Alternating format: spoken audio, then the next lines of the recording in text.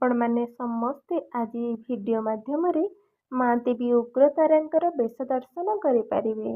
ମନ୍ଦିର ପାଖକୁ ଆମେ ନ ଯାଇପାରିଲେ କ'ଣ ହେଲା, ଏହି ଭିଡ଼ିଓ ମାଧ୍ୟମରେ ମାଙ୍କର ଦର୍ଶନ କରି ହୃଦୟରୁ ପ୍ରଣାମ ଜଣାଇ ନିଜର ମନର ଦୁଃଖକୁ, ନିଜର ମନର ଗୁହାରିକୁ ମାଙ୍କ ପାଖରେ ଜଣାଇ ପାରିବେ।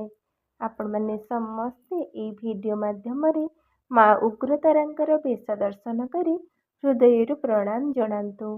ମାଙ୍କ ଉପରେ ବିଶ୍ୱାସ ଆଉ ଭରସା ରଖି ନିଜର କର୍ମ ପଥରେ ଆଗେଇ ଚାଲନ୍ତୁ।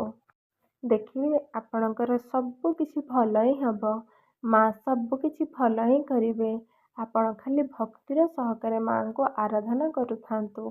ସବୁ ଠିକ୍ ହେଇଯିବ। ସବୁ ବିପଦ ଦୂର ବି ହେଇଯିବ।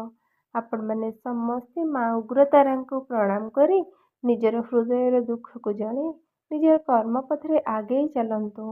ଆଜିର ଦିନଟି ମଙ୍ଗଳମୟ ହେଉ।